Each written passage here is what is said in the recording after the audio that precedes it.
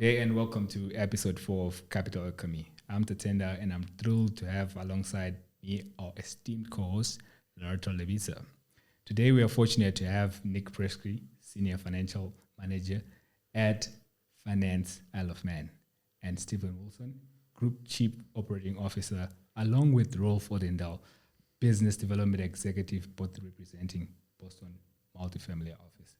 We'll be delving into the east sides on the Isle of Man, a leading international business center celebrated for its innovation, professionalism, and steadfast commitment to positive engagement with international initiatives and standards. Welcome, Nick, Stephen, and Rudolph. Thank you. Thank you. Perfect. All right, awesome. Let's start off by exploring the concept behind the Isle of Man Indaba. What does it entail? What is it about? And yeah.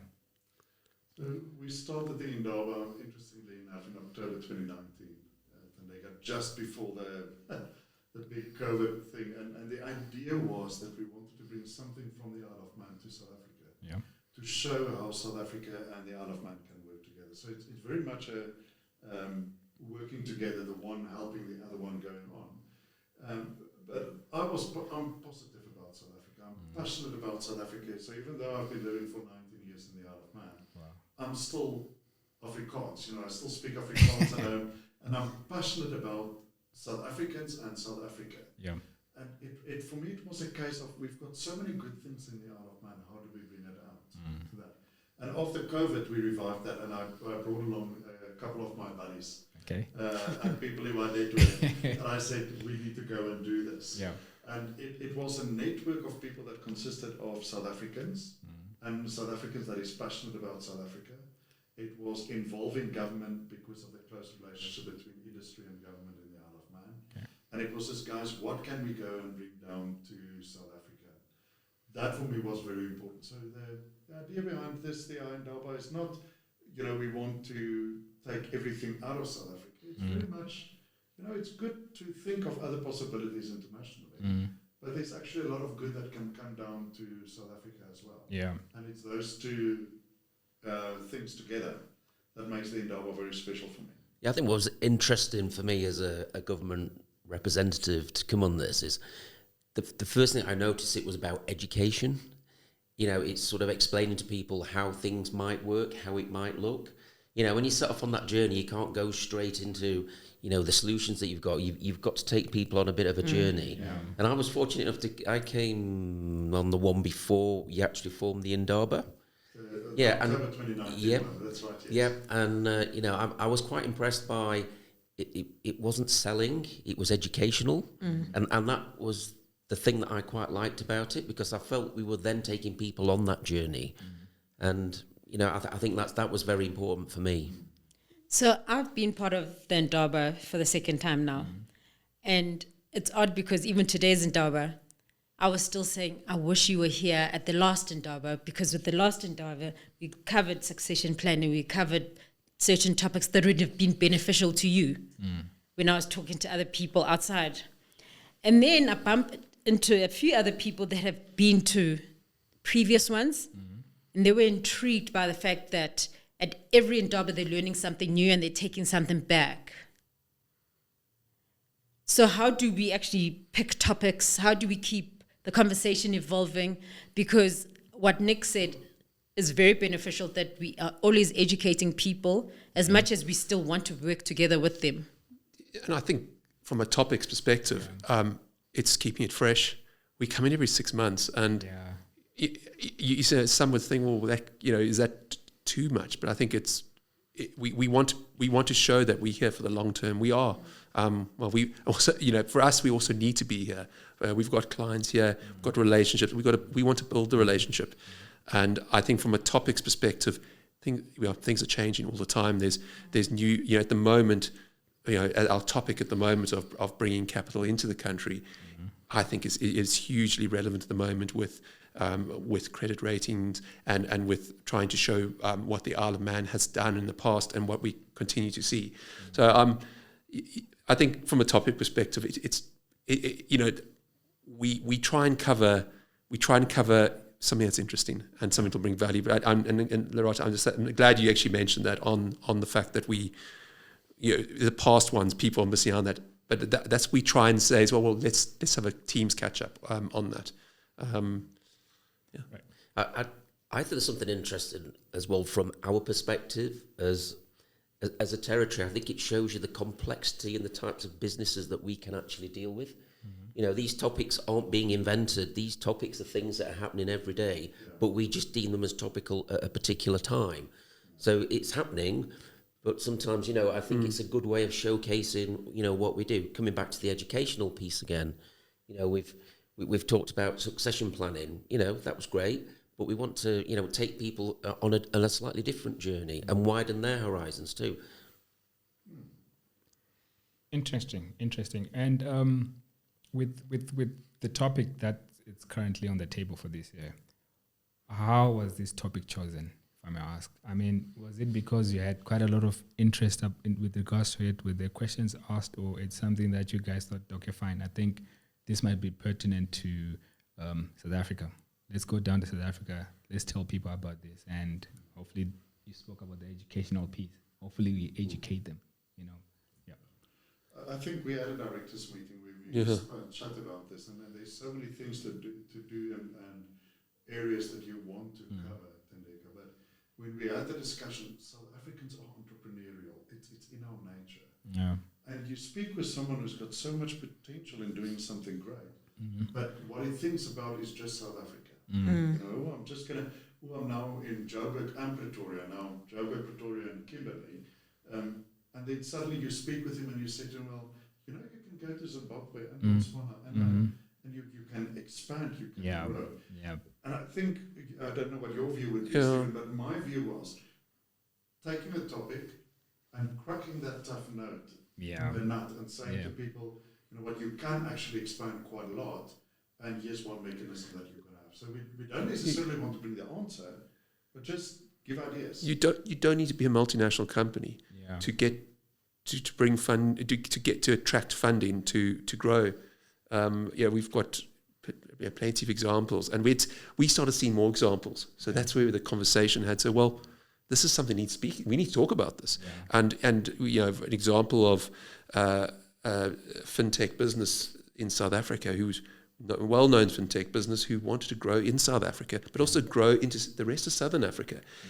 Well, they didn't have the funding, but they needed up to you're talking $50 million, and this wasn't they couldn't do this on their own. They couldn't do this within South Africa. They couldn't use the debt instruments or the listing in South Africa. They had to go further afield. So they they got advice within South Africa, UK, Isle of Man, and we managed to set up a really good structure where the funding partners are comfortable with South Africa, with Isle of Man being with a stable jurisdiction with the good credit rating, and able to funnel that money down into South Africa. And this is this one examples a couple of years ago, and the business has grown within South Africa and is now into neighbouring countries. So it can be done, and I think from a topics perspective, we are. We're trying to be, what's going on at the moment. Last time the substance one, the substance conversation was definitely because substance was top of everyone's list. And then the intellectual property one. Yes. So that's what I was about to go into. How did you guys get into the intellectual property, the code development? Because even till today, I still feel like that's one message that needs to be carried through over and over and over, especially we're talking about financing, how to attract investors, and also how to grow your business. Well, intellectual property is a very, very technical piece, and it's something which we, this is the way that us looking at each other now. We are very, very careful with, and it's to make it work is extremely difficult, and I think. From our message we were getting across the last Indaba was, advice. But at the same time, and make it clear, it can be done with the proper advice, and it's not everyone can give this advice. It has to be firms that do it, and we can recommend firms, but we in the Isle of Man we will only do it with advice that that we and you and the potential client is happy with. So in deciding what the topics is, we don't look at what we can do in the Isle of Man. We look at what the need is in South Africa. Oh, okay. How we can help people to understand what they need to do in South Africa. Get them all of little pieces of information. Yeah. And then we would link the Isle of Man in and say, this is how the Isle of Man can help. And I think that for me is important because it comes back to the heart of what the Indaba is. It's about helping South Africans. Yeah. And the intellectual property one, it is so difficult getting the right advice. But how does someone that walks in the street know where to get that? And I think what you said is so valuable. We can introduce people to those professionals that can do it. Fantastic. Rolf, you just spoke about helping South Africans. And Stephen, you mentioned earlier on about a case whereby you were able to raise finance for South African business. Can the three of you just tell us a couple of success stories that you can share to our audience about what you guys have done to help South African businesses progress, either in South Africa or globally? So a couple of examples. We've worked with a company quite a number of years ago that is in a quite industrial company. They use quite a lot of industrial heavy kind of equipment, etc. Hugely successful in South Africa and what they wanted to do, but they wanted to broaden their scope into Africa. And the question was, how do we achieve that? Yeah. So they knew it was possible, they don't know how. And from our side, we actually came and brought the expertise, how to do it, and then facilitate that whole process. I've dealt with companies that wanted to start to trade internationally. How do you do it? How do you put all of these things together? I'm helping a family now, which is a great family, but the business is a third generation South African business. Wow. And the senior family member realized if he's really want to provide for his family, it has to go international. Yeah. But how do you do that? How do you just change your mindset from thinking only South Africa with exchange control and all of that to suddenly having the world as your oyster? And I think that for me is a very good example of what can be done and how it should. And it's handholding. It's taking them by the hand and have you done this now? Have you done that? Have you spoken to that? But show me the tax advice that you got. Okay, good. Now here's the next step that we are going. Yeah. That's two examples from my side. For me, it's a little bit harder being in government, but I can go back to the time when I was CEO of a trust company. Yeah. And this was more on the philanthropic angle. This individual was a very successful prospector, and he was looked after by a large international charity when he was very young. And he wanted to pay back to that large international charity. And I know certain aspects of that charity are actually here. Okay. And what we did in the island, we actually formed a structure, we protected it, we made sure that it would stand challenge. And then, unfortunately, the settlor died, so we started to pay down. So then we actually saw that money start getting put to good use. So a slightly different angle from Rolf. But I think it just demonstrates the capability that we do have on the island to try and help people. Yeah. It was quite an elaborate structure, I must admit, but it had to be, and there was a lot of money involved. So it's really important that you get, top drawer advice and make sure that it will stand scrutiny. I think we'll never claim to know everything, and it's far from it. And we are learning every day from South Africans, and especially. We're not living here. We don't pretend to know everything. I mean, I was born and proudly am South African. I've been living in the Isle of Man for 20 years. But I think what's important, the point is we do so many different things in our world, and we have access to so many different types of advisors and things like that. So we feel we can add, provide the right advisors, the right advice, the right investment manager, the right bankers. That's how we try and do, not in a way that we know or we're not, but we try and do that. And I mean, today, example, a gentleman asked me about export, and my eyes lit up because I've been exporting for a very long time. Not me, but we've run a structure for that, and we, export is a good thing for South Africa because it's bringing foreign foreigning them in. And what a lovely conversation to have. Now, why do I know how to export? I'm a chartered accountant and living in the Isle of Man. We are exposed to, and we are privileged to be exposed to people, different people. I mean, to the people I've met today.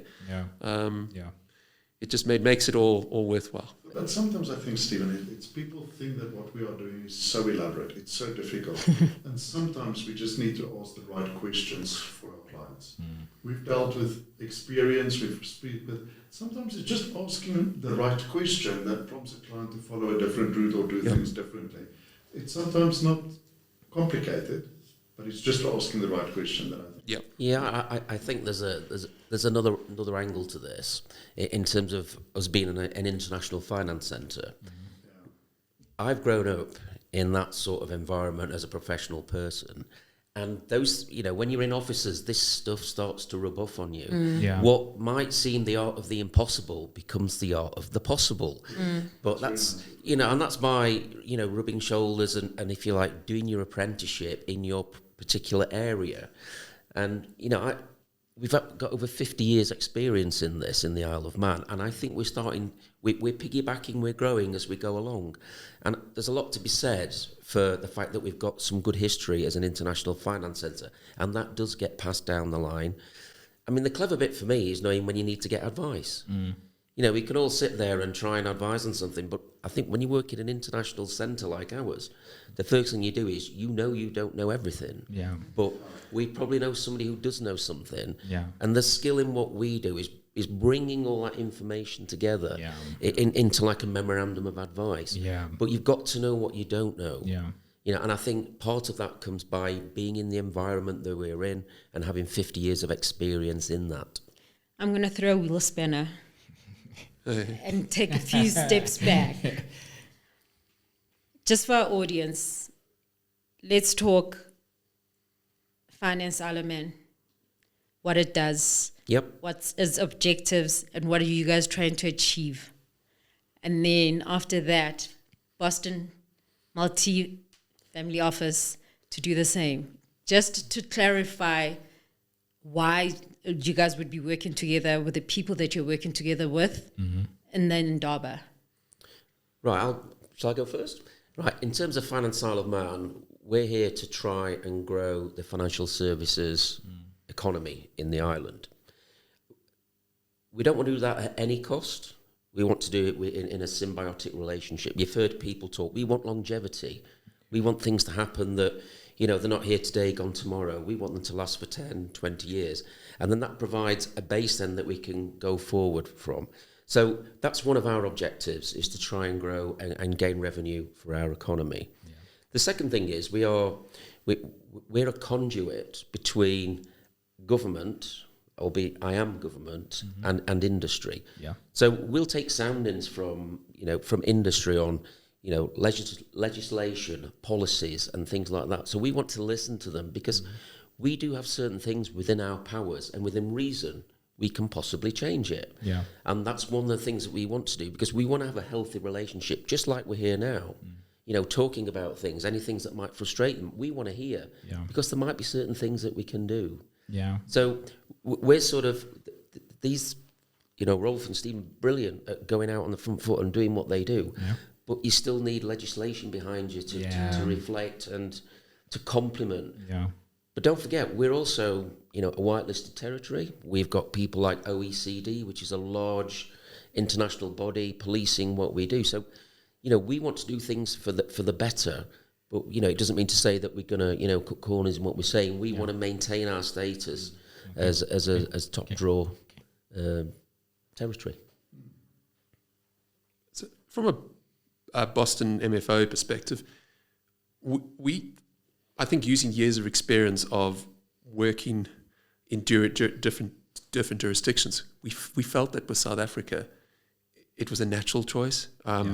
We can talk about the history of South Africa and Isle of Man. I mean, it's got extremely close ties, starting with the mining in Isle of Man coming to an end, and the mining here. So there's very the Mulray family. It's a well-known name there. That's a Manx surname. You've got the Call it drive. Call it drive. That's the main thing. And I think from Boston's perspective, it's a natural thing to come down here. From a culturally, and I think we've got a number of South Africans working there, but it's probably not the reason. It's probably from relationships and it's a natural fit. Isle of Man and South Africa. I think Boston's whole ethos and the way Boston works sits well with what is happening in South Africa. So Boston was born out of a single family office. And a single family office just basically means it is an office that looks after the financial welfare of one family. And it developed from there to service more than one family, 2, 3. And 20 years later, we sit with Boston where it is currently. And Boston deals with entities that want to trade internationally. Okay. I think the one thing that, from my perspective, that we are really, really, really good at is the private wealth part. Okay. In other words, helping wealthy individuals have their money overseas, put it in a safe structure, and looking at it after that way, with the ultimate purpose of transferring that wealth to future generations, and that is what it's about. Okay. So you want to come to that stable jurisdiction that Nick has spoken about, that has this wealth of experience and knowledge, because you'll know your wealth is well protected for future generations. Great. And that for me is something that I think Boston is doing magnificently. And then I would say the third part is where we look after these family offices. Yeah. Where these families comes to us with very specific needs that you want to look after. And their needs are unique. It's difficult to explain exactly what their needs are because it is so complex. And because every family is different, every office is going to look different. But Boston has that experience, that depth of experience and knowledge to cater everyone that it is unique to that person. And I think that is would you agree, Simon? That's a fair It's very well put. I'm absolutely. But I think what's important at this point to note, Boston's not the only corporate service provider on this trip in part of the Indaba. We are traveling with Atla Group and ILS and Stonewell have joined us in previous, and they're all very similar reasons for coming up, but we also have slightly different offerings. Yeah. I mean, our relationship with our competitors, I think everyone looks at us and say, but you've just referred to competitors. We don't only look at the competitors, where's the better fit? Yeah. I know from the guys from Atla with us at the moment, there's certain things they do slightly differently to us. We're not scared to do that, and I think it's in the interest of all people. And I'm not just. I mean, it's proofs in the pudding. It's done. And I think that relationship, I think everyone thinks it's pretty unique, and it is. Yeah. From a BD perspective, it's crazy, but it's not. It's for the good of not only the island, but actually for the long-term sustainability, because hopefully you get something back one day. So. But also from the client's perspective, because we are competitors, if that client doesn't fit with what we are doing, then I'm definitely going to refer it to someone else, because they're in a better position to look after it. So if you reason this from a client's point of view, then you sit with these groups of companies that are competitors with each other, but they actually complement each other because it's for the benefit of the individuals and families. I like how it's put, because even today there was a person sitting next to me and saying, how can all of you be competitors but be presenting together? And that is the one thread that I resonated the most was, yes, we may be competitors, but we complement each other. And our solutions, we may not have absolute solutions in one company, but there may be, complementary solutions in another. Okay, interesting. I mean, Nick, I'm going to pose this one to you, right? I think we've heard from the gentleman from Boston Family Multi Office what they have to offer. I mean, what else from a governmental perspective does the Isle of Man offer for businesses in South Africa, the Isle of Man in general? I think one of the main qualities that we have, or one of the main assistances we can provide, if people have a question and might be curious about how might this work, how might it not work, we can really direct them. What you've got to be mindful of here, these people that are sat here are exceptionally skilled, right? And government, we're sort of, I wouldn't say we're a blunt instrument, but we don't have that technical know-how. Okay. But we know we've got it within our economy. Yeah. We've got 350 financial services companies there. We don't know everyone, but we will know 95% of them. So we can help people come if they say, I've got a bit of a conundrum, Nick, can you help me? What? And I'll say, okay, I've got 3 or 4 names here, make some phone calls, I can introduce you to them and start talking about what you're thinking about, and then we'll see, come back to the art of the possible again. Yeah. You know, and that's how we can help, because we know our territory, and it might be, we're a good starting point. Yeah. But trust me, all the clever stuff goes out to industry, because that is what they do. Yeah. You know, and then they can open themselves up to, or this particular guy up to their networks as well to come up with that solution. So I think connectivity is one of the key points. I think another area that we can score quite highly on is if people looking to set something up on the Isle of Man, like on the internationalisation front that we've mentioned before. You know, there are certain financial assistances that we can provide there, up to 40% of certain capital items. And when you travel around South Africa, you know, you do have your own unique culture. Yeah. And we also like South African companies to bring that culture with them too. Yeah. So we will also help and assist them to bring those individuals here, be it via immigration, or that we can provide them with some financial incentives up to 20% of their salary. 12 months down the road, because it's important to try and buffer those costs, because if you go to a new territory, it can be exceptionally expensive, you know, to set something up. And in the longer term, you know, they're going to employ people on the Isle of Man. So, you know, as a government, we'll get a tax take from, you know, a tax that we take, albeit a lot lower than most other countries. You know, our tax rate is 22%. So, you know, there are, you know, I think that's what we can help with. You know, some of the financial stuff, some of the connectivity, making sure they speak with the right people. And it's funny, you were talking earlier about personalities, and perhaps one client doesn't like this client. I've had situations where people have rung me and they've been in a state of fallout. That I think it's only happened once, but we can buffer that and make sure that we keep that business in the Isle of Man. Because sometimes personalities, they just clash. And that was a classic example, and we managed to, you know, resolve that. So I would like to, from industry, respond to that same question that you've asked Nick. There's 2 aspects for me which is I thoroughly enjoy about working with government in the Isle of Man. One, government is accessible. Yes, it's a government representative with us. If I've got a problem, here's a very good example that I want to use. I'm receiving a client in my office, and they tried to set up a subsidiary in a different country, and they moved to that country. And 6 months down the line, they haven't managed to get anything done what they need to do. And I said to the client, well, you're here for 2 days. Why don't I go and just get someone from Nick's department to come and speak with us? Within an hour, that person was in my office. 2 months later, those clients moved to the Isle of Man. Wow. And 2 months later, everything that they could not get done in the other jurisdiction was done in the Isle of Man with the assistance of the government. So the accessibility that we've got on that side for me is really, really good. And the other aspect for me is that our government is entrepreneurial. They understand entrepreneurs. They understand people that want to start new businesses and how to do it. And Nick says they don't have the technical expertise. They may not have the technical expertise, but they can tell you they know what they're doing. Okay. Fantastic. They know what they are doing.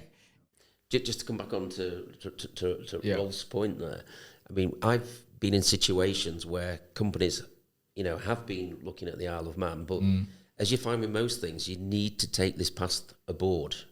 So we'd help them with that pitch deck for their own board to make sure that we get, we're considered fairly and accurately, because we don't want to mislead anybody.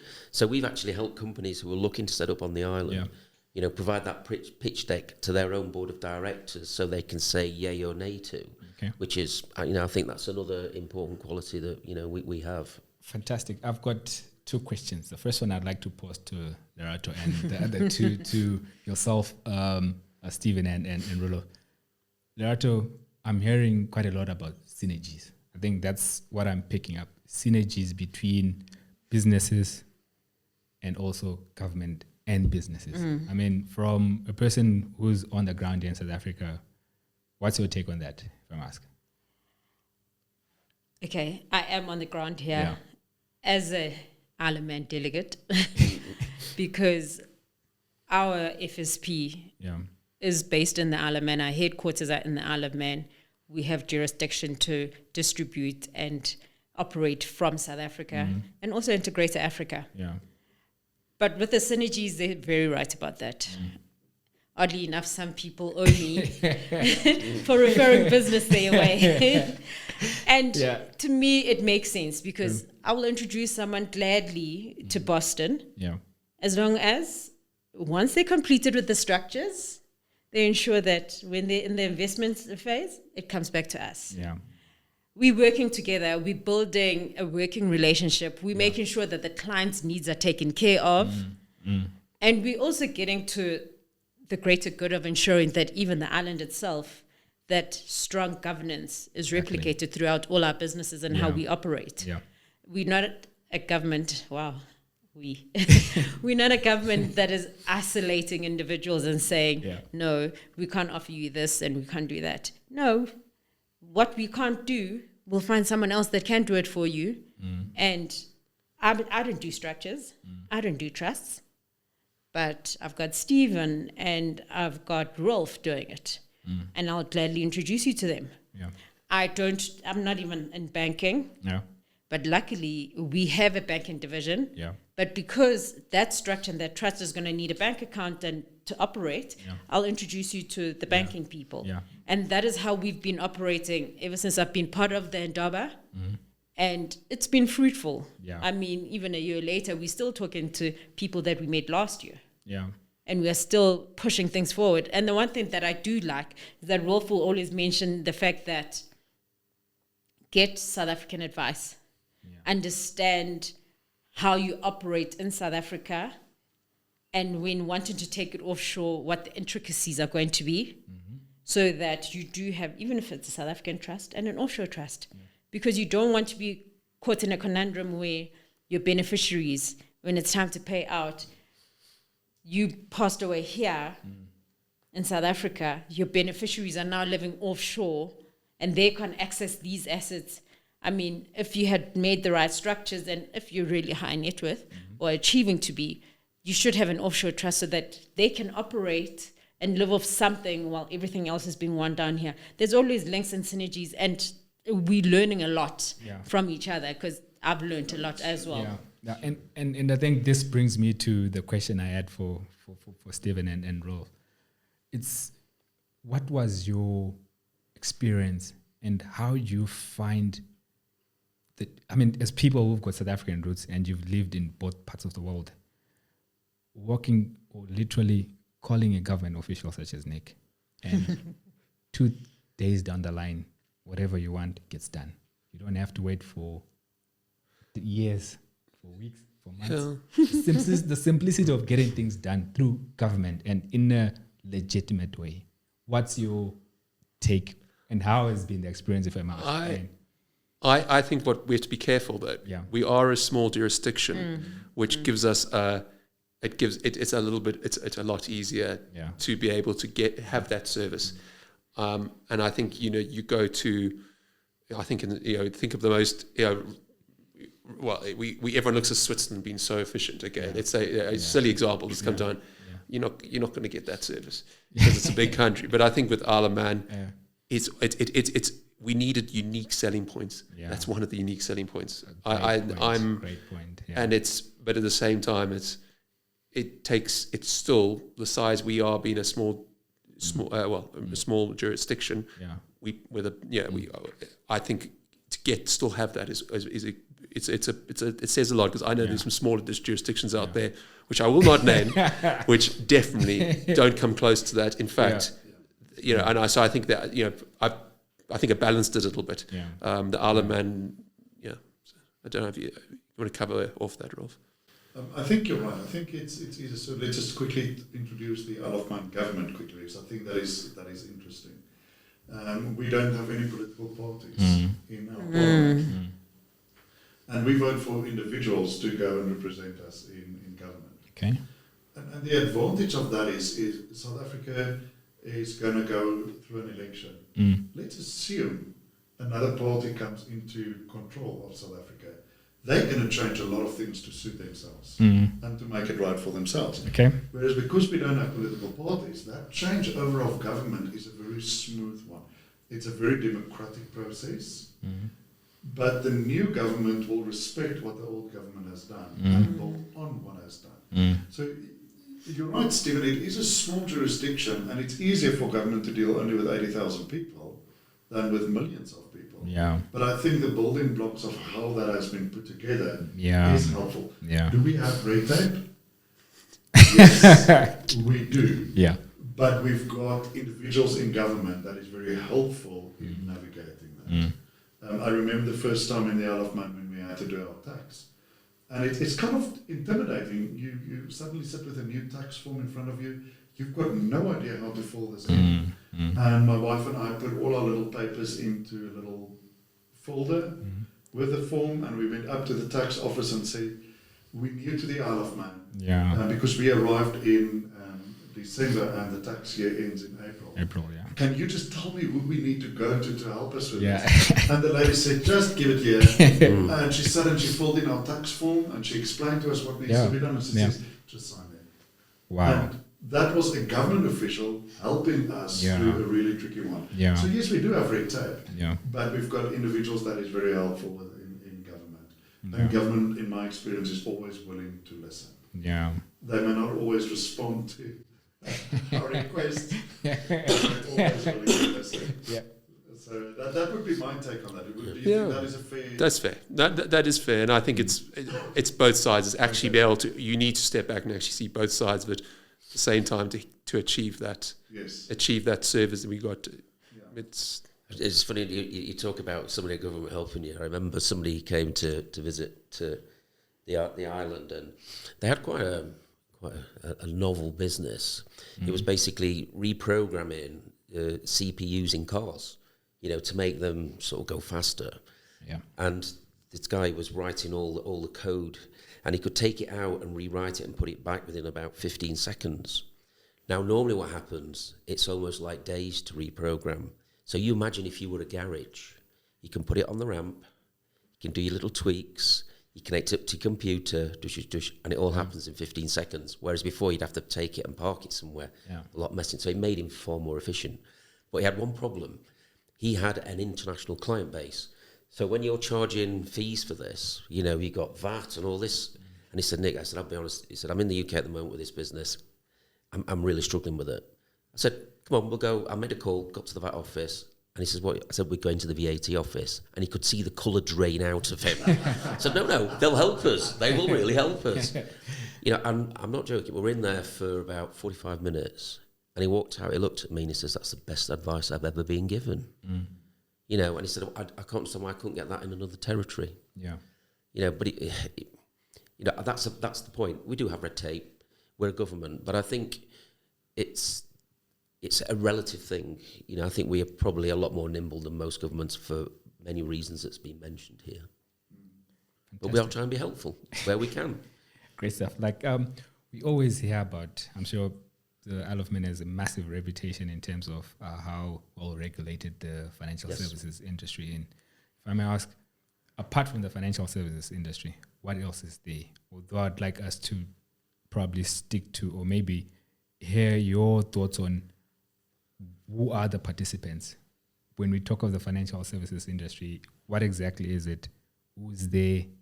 What are the companies? What do they do? And how are they different? Especially from your experience. Yeah, I think statistically, and you can correct me if I'm wrong, Rolf, which you normally like to do. It's not really that bad, is it? Yeah. No.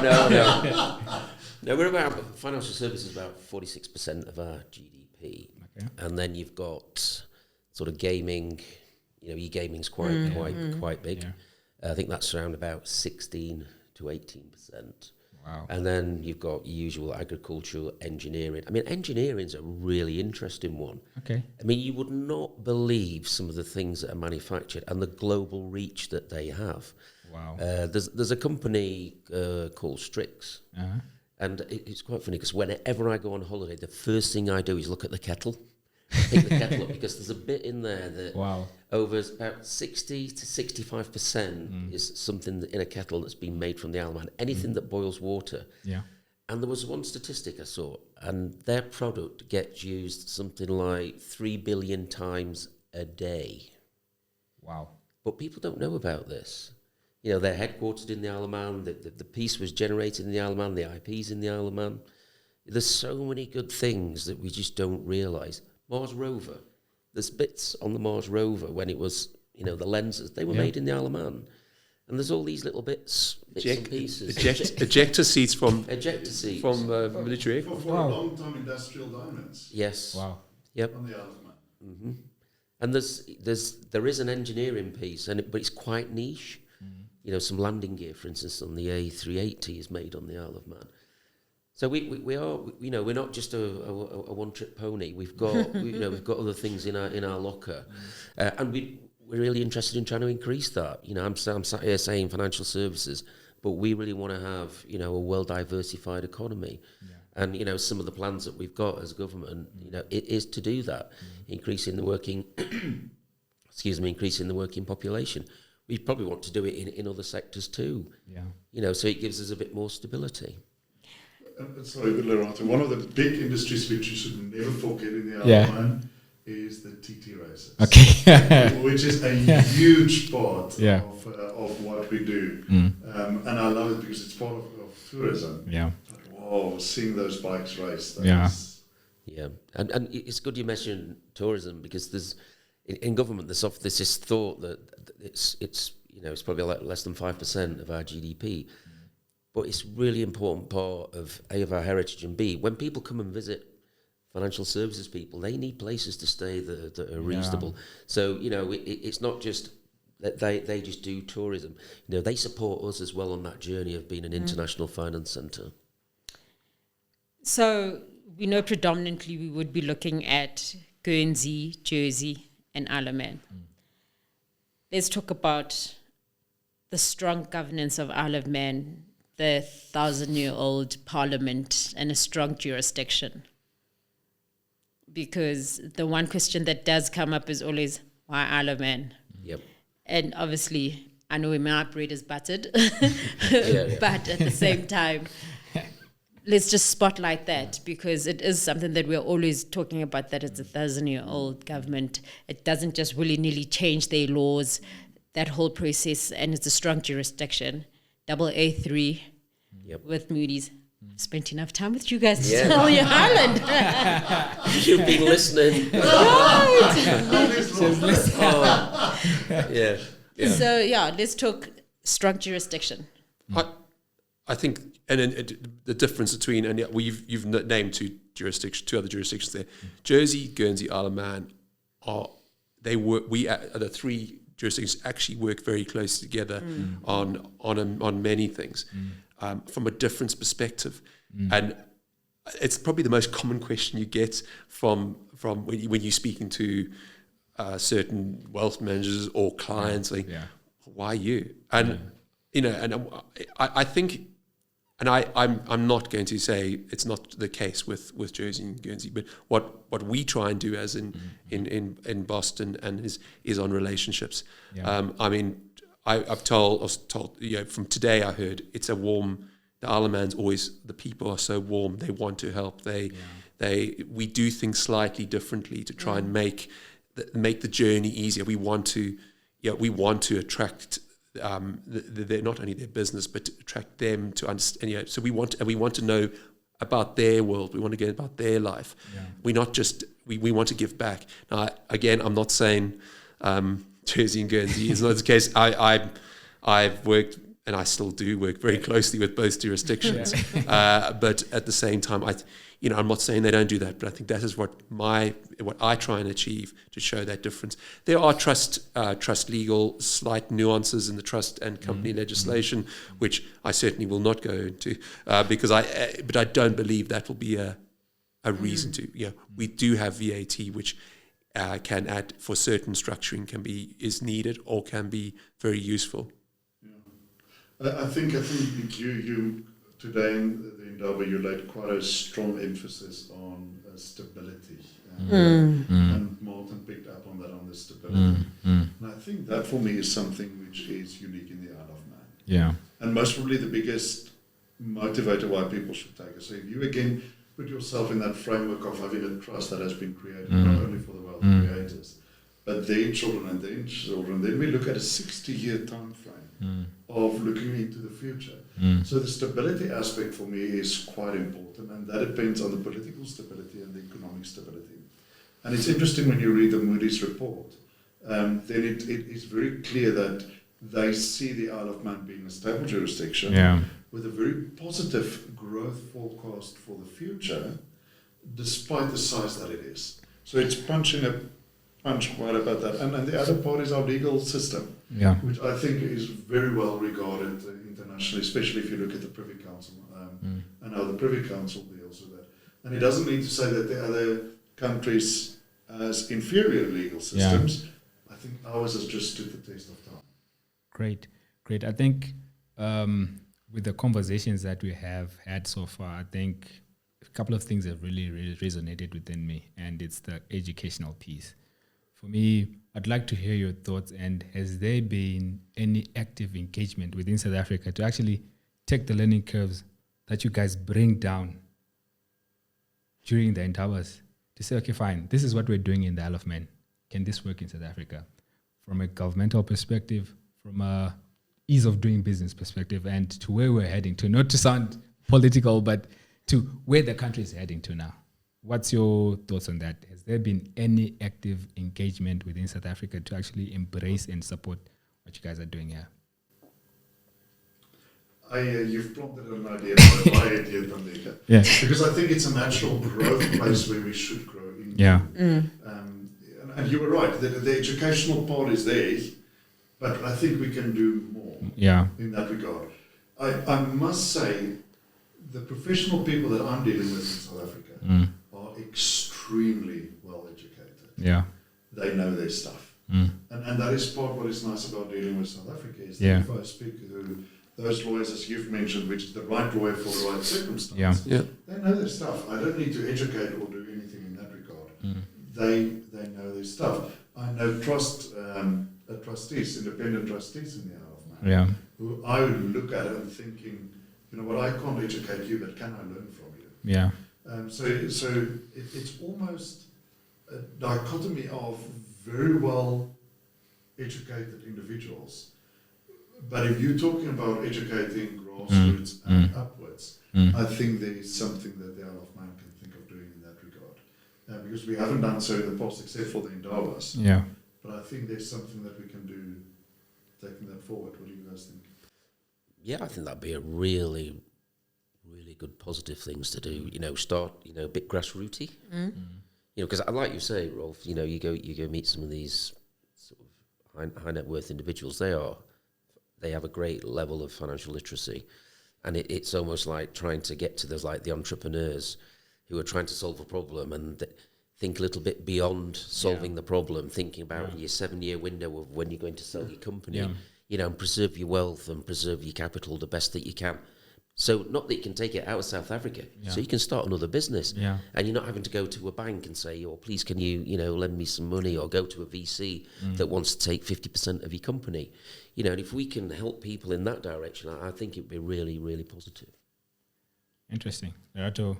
I'd like to hear your thoughts on that. I think we actually said we did sit next to each other in the office, and we had some very mind-blowing conversations in terms of just everything in general and what's going on. We actually call her our CNN within the office, because anything that comes out within the news, she's the first one to share. Oh, I could never have imagined that. I mean, I'd like to hear your thoughts on this. What would you like the Isle of Man Indaba to bring to South Africa in general? That's a hot spot. Yeah. Especially from my side, because I'm trying to sell for people to go offshore. But no, it resonates in the longevity of, yes, we are trying to create a relationship of working together. Yeah. So within creating the relationship of working together, yes, we are trying to ensure that people have offshore structures, offshore trusts, and offshore relationships, and ways of moving or expanding offshore. Yeah. But how do we encourage them to do that? Therefore, it goes back to maybe going back to the grassroots level and saying, this is where you need to start internally, and this is how you start internally. Educate them to start, as Rolf always says, start in South Africa first, and then look at the bigger picture. Yeah. Because the only way that they would expand or go offshore is by initially starting here anyway. Okay. And we just need to find a synergy of that education, not just being at a expert, I hate that word expert, but at an expert level, but at a ground level where even the layman can understand. I think grassroots, you've got a very good point there. I sometimes get frustrated with South African individuals because I think, and this is, forgive me for a very blunt, generalized statement to make. Yeah. I look at how family businesses and businesses overseas are run, and I compare it with South Africa. And South Africa have a very generation view of it. Yeah. I build a business up, I'm going to sell it, I'm going to look after myself for my retirement. Yeah. That's one thing that I want to educate entrepreneurs with. It's not necessary. Yeah. You can build that business up, you can build capital in that business, and then transfer that business. Your succession plan is to give it to your children, and instead of your children having to start from zero again, they start from 60. Yeah. And already they're in a better position because they've got capital, Yeah. and they've got the infrastructure to actually do something. Yeah. And if they love you, they look after you. So make sure that is well. And I think that those points is where the education for me becomes important. It's about succession planning. It's about capital preservation. It's really interesting what you've just said there, because it's almost totally the opposite. Because I have the culture where I've come from, where you get a company, you build it, and you sell it. Whereas it's quite interesting your perception of you build it. That's interesting. Don't you see? You know, when I said I was thinking about a 7-year window, and then you cash your chips in and start your next thing. Yeah. So the intriguing part is that as Rolf was going on, I saw Stephen and I stare at each other because I think this is the Zambia topic all over again. Yeah. It is. Where in Zambia, my biggest thing, and I think even in industry, my biggest thing is when people ask me what I do, and when you have to explain to the layman what you do, and I say an investment specialist or business development, they go, huh? So I say, I make the rich people get richer. Yeah. And then they look at me and they're like, oh, then how do I get rich? But my biggest thing is always inheritance issues are always up there. We never talk about money and families. Yeah. We never talk about how to hand it over. Yeah. And my biggest conversation and my biggest punt is let's talk succession planning. Let's talk about how your lineage will benefit from it. Yeah. In Zambia, I even made a practical example of my own situation of where I've ensured that it goes down all the way to from my daughter to my nieces. Yeah. But I've ensured also for a letter of wishes to ensure that they should carry it on Yeah. that far. Yeah. Because we're trying to instill not just financial literacy, but also wealth management, wealth retainment, and growing it and keeping it within the family. My child now, if you ask her and she's 6 years old, what does mommy do? She's going to tell you she works for Capital International. I was like, there we go. There we go. Because if she doesn't know what I do, how I do it, then half of the things that you have in the house, you don't know where you're getting them from or how you're getting them. And the one thing that Rolf also mentioned in the last Indaba, in October, was about starting from a young age to talk to your kids about finances and business, and because that is how, treat them like they're your board members. Yeah. It's things that we need to start instilling to every South African, to every layman. Yes, you are building a family, but at the same time, hand over and instill that structure so that they can carry it on. Interestingly, I think this conversation helps us to segue into the next topic, which I want to start with Stephen, actually. Rolf, you mentioned about cultural difference in terms of businesses. Let's look at relocating to the Isle of Man. When a South African individual relocates to the Isle of Man, what are the advantages? And Rolf, I want to also come to you and say, what have been the drastic changes you've seen, especially from a personal perspective? You know, a person can move up with family, with kids, schools, social life, etc. What are the changes, or what are the differences, and how can one navigate, between those differences, if I may ask? I think from the Isle of Man is what it does offer. It offers an outdoor life. I mean, what you get here. But, we can talk about the safety and security. The fact that Rolf was talking about this morning that he went on holiday but didn't lock his house and was away for 2 weeks. I don't think I've ever locked my car, which I literally... you can talk about that thing. Living there is it's an outdoor life. It's a free. My 9-year-old and 11-year-old walk home on their own. Don't bat an eyelid. The kids get a lot of freedom that I think I had it growing up in South Africa to a degree. But I think it's also opportunities. Within the Isle of Man that and getting to Europe, getting to the UK.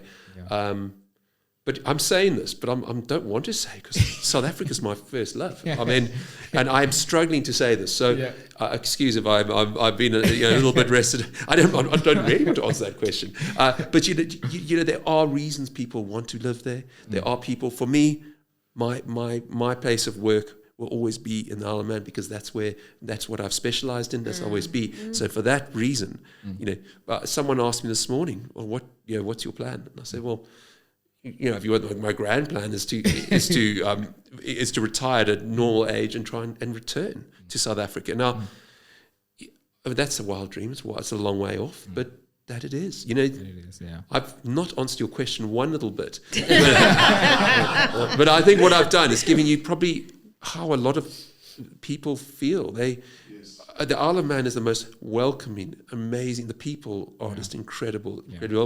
But at the same time, you never lose that love for this country, and we are your ambassadors. I mean, I'll defend South Africa to the hilt. The problems which are there are there, but actually, I mean, where else in the world the beauty of I'm Cape Town, a Cape Townian of Table Mountains. So, but I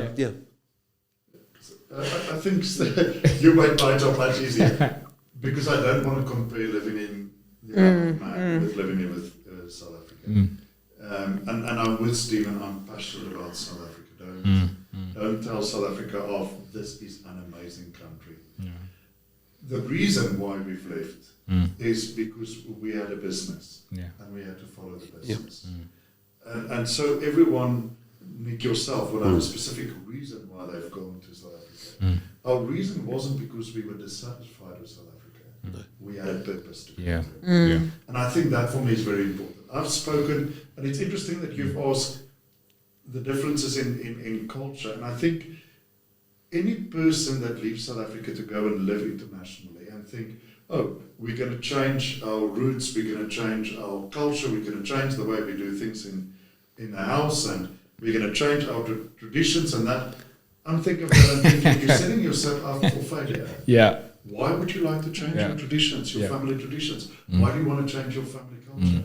I've made a decision when my children were young to speak only Afrikaans at home. And I've done so for nearly 19 years. And my wife, who's English-speaking South African, I love her to bits, and she's a great wife and a great lady. And she only spoke English, because we wanted to give our children that idea of, you've got South African roots, but it's Afrikaans and it's English. But you are South African. And we preserve that quite a lot. So ask my children today, they'll tell you we are South Africans living in the Isle of Man. They did not really live in South Africa, but Yeah. They are South Africans. So I think that for me is the first thing. Don't try and be someone else there than what you have been here. Yeah. The differences in life, the biggest adjustment is very close to what Stephen has said. You know what? We go out and we enjoy life. Whether there's a windstorm, whether it's snowing, whether it's raining, whether it's -3 degrees, people are out there walking their dogs, going to the beach. I've said to my children they're not allowed to swim until it's 10 degrees because I personally can't deal with it if they want to swim when it's less than 10 degrees. So, it's an interesting lifestyle, and I think that for me is a huge difference. Safety is a difference to get used to, and I think a lot of South Africans suffer from post-traumatic stress because suddenly your 17-year-old daughter can go for a walk on the beach at 10 o'clock at night, and you're not worried. The door is open, it's not locked. She can come in when she's finished. That is a shock that your body goes through. And I think it's changes like this, Tandika, that is the difference between living in South Africa and living on that side. It's an adjustment because things work differently. It is an adjustment because certain things works easier, other things are more difficult to organize. And culturally you need to find your way through the Isle of Man culture to understand how that works.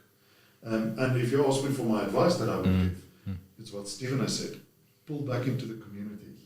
The community in the Isle of Man, and I hope it's your experience as well, community in the Isle of Man is amazing. Ask people for help, they'll help you. Yeah. But the bottom line, the fundamental thing that I want to say is don't change who you are because you're not living in South Africa anymore. Yeah. Preserve those traditions, preserve those grassroots that you've got. So the funny thing is, Rolf always says he's the black sheep that got sent off. Yes, I still remember. He's the black sheep that got sent off. And that is why he went to the Isle of Man. But when you open up his veins, there's still biltong. Cook sisters all coming from there. Which is, I'm listening to him and he's like, punting, oh, this is the Isle of Man. I'm like, yeah, biltong, man. We eat pap and what did you have last time? Pap and oxtail. Yes, pap and oxtail. And he was the only one on the table insisting on pap. And I was like, are you sure about this? He's like, it's all I have when I'm here. Yes.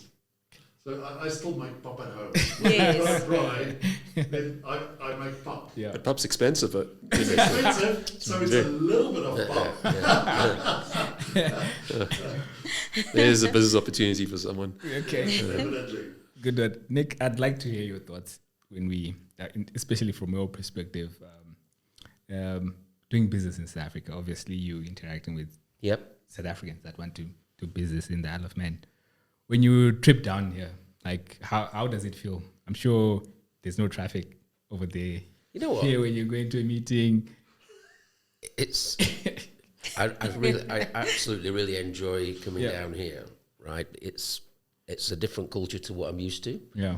But I accept, it's your culture, it's your country. Yeah. And I think you've got an awful lot to offer. It's really interesting for me because one of my previous roles was, selling the Isle of Man to other people. And I'm sat down here thinking, this is going to be a tough gig.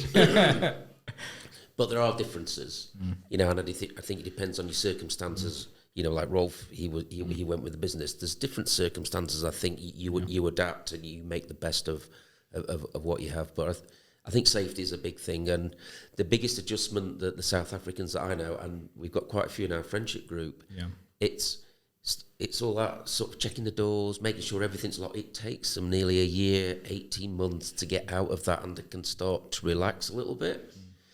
And that's one of the biggest differences. But you're just a totally different culture.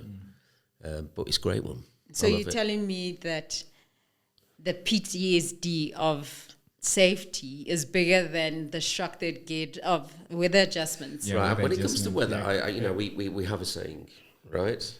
It's not inappropriate weather, it's inappropriate clothing. Oh, okay. Yeah, wrap up warm and But saying when it gets to 10 degrees, shorts and t-shirt come out. Yes. Yeah. And this is Celsius. We're not talking American. 10 degrees Celsius. Shorts and t-shirt, and it's But you talk about not losing your culture, Rolf, when you go, when you're in the island. I have a friend who braais his Christmas dinner in his garage, because that's his culture. And it's a turkey that's like, that big, smoked and all that. I get that. Yeah, I did my lamb on the braai this year. Lamb on the spit. And that was in March. Yeah. That was only a few weeks ago, wasn't it? Yeah. I once had a braai and on New Year's Day, and the children had to bring out umbrellas just so that I can turn the meat in the snow. So we were outside and we were braaiing. I mean, there's no way. Why would you miss the opportunity? Yeah. Well, we're going to stop the culture of braaiing on New Year's Eve. Can I just say Just that the snow. there's one thing that I think is really quite similar is the friendship that you get when you come here. Yeah. I don't. Everyone will talk to you. I mean, it's probably, I don't want to mention a town in the south of England, but you go down there, nobody talks to you. If you go on work, you're on a tube, there's a clue there, nobody will speak to you. And I've had no end of situations where something's happened and I've turned to the people. Somebody tried to jump on the tube and he got his head stuck in and his body was out. And so I said to the person, he's not going to do that again, is he? And just don't talk to you. Yeah. Whereas the further north you go in the UK, and particularly the Isle of Man's relatively north, people will talk to you. They'll make friends with you. They'll buy you a beer. Yeah. All that sort of stuff. So there is some similarities, and I think that's why we do get on really well. Great. And as we conclude, South Africa was the starting point of the Isle of Man Indaba's delegation tripping to Africa. And Lerato, you've mentioned that the Indaba was actually held in Zambia this year. Is it for the first time out of South Africa? Yes. So oddly enough, these great minds in here thought that we need to expand and opportunities. So myself, Nick, and Stephen, and Marion from Boston, and Cecilia went there last week. And the reception and the amount of people that pitched up and the value of attendees. I think it was more about the type of people that attended this time and the questions that they were posing. It would be a death trap if we don't go back. I'm already punting my next trip. You've got no excuse. You got to get on that plane. And I think we made that decision to go, and I've been traveling there for 20 years, but I go every year, but we've never taken it to the wider, to the Indaba group, and I was nervous as anything, especially when no one, it started and there was no one there, and I said, well, we're supposed to be here at 8 o'clock, and there's no one here. African time. And then two people pitch up, and then this one of this lawyer, he said to me, he said, guarantee they'll all be here. He said, you must stop stressing me out time. And I said, okay, I don't believe you. And then people came, and honestly, the quality of people and the warmth. I mean, and it was wonderful. They were happy to stay. People were staying, and they wanted to hear about us. They wanted to hear about what we and it was. We did a presentation which was very much back to basics, but it was good, and actually during it. They wouldn't stop asking questions. So Stephen had to rally them and stop the questions. Well, we had to. They said, "Can we take that?" I mean, and the questions being asked, we realised actually we're pitching to we've been not disrespectful. They are, and they were informed, and the follow-ups there. I mean, today I've been following up, and I mean, Lerato, I know you've been following up, and it makes me. I'm absolutely, can I say, it's buzzing from the experience. So I'm sadly not going to stay till the end of the Indaba. I'm leaving after there, but I'm actually kicking myself about. I want to stay on, but I feel we've achieved, and we are looking at other jurisdictions. We don't. South Africa will always be the place where we will. It's always. But we also think there's other places we can go and offer the opportunities. I think for me, Africa-wise, South Africa is the springboard. You need to start here in order for you to expand. What the Zambia one also triggered for me, I've already got now trips lined up for Kenya. I'm seeing opportunity and I'm itching. And just from one experience of going there, he kept the secret to himself for 20 years. Yeah. And I go there once and I'm itching and he's already saying, it would be bad for you if you didn't go there. And I'm already like committing myself, I'll go there at least 3 times a year. Yeah. Because the opportunity is there. People are informed. People, Yeah. there's actually money. Yeah. And we've even learned that in Zambia, their foreign investments don't get taxed when they go in or out because they were already taxed individually at the base. And I was like, okay. So it also gives you that opportunity of go take advantage of what is out there and create value in their lives. It's not about just us just wanting business. It's also about creating value and putting the right structures in their lives. I think you hit on something there. Someone asked me, was the Indaba a success? And my response was yes, because I think the clients got something out of it. Yeah. I think that for us is part of the ethos of the Indaba. It's exactly it. It's not a business venture. Yeah. It's about helping clients benefit from it. Why would we want to keep it only to the Isle of Man? And going into Zambia for us was easy because we of Stephen and his 20 years of but I certainly suspect that in the near future, specifically Southern Africa, Yeah. we'll see more of the Indaba Yeah. as we go on. Whether we call it Indaba, we'll have to see. Indaba is quite unique to... You'd have to keep it. Yeah, exactly. There's branding recognition and all of those things, but it's something that we will have, the name we will have to consider. Is it going to follow the same format? I don't know. It might change. We're quite open-minded in that regard and seeing how we can do it. Nick, I'm also interested to hear from your perspective about the island's interaction with Africa in terms of doing business. Is it just only South Africa or the broader continent? I do know, because of where my work takes me, that this isn't me travelling, but certainly by going around other people in the corporate service world, we do quite a bit in other parts of Africa. Yeah, and I think everyone finds their little niche, and they build their relationships. Yeah. It might be Zambia's, one for you, and you get your little niche of advisors, and it works really well. But what the Indaba does is probably take it that little bit wider, and so you're breaking those niches and you're going more public. Yeah. And it'd be quite interesting, some of the people that I know that go into other parts of Africa, if we go in there, how they might respond. Do they want to join? Do they not want to join? But to answer your question, there is quite a bit going on in Africa. But the Indaba isn't all of it. It's just a good collective that I think we can, leverage, and everyone gets something out of it. And when I say everybody, that's clients and us. Fantastic.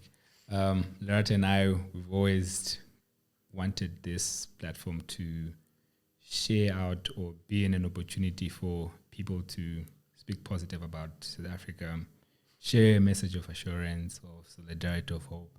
Lerato, you've been part and parcel of the Indaba. Can you wrap things for us in that nature, please?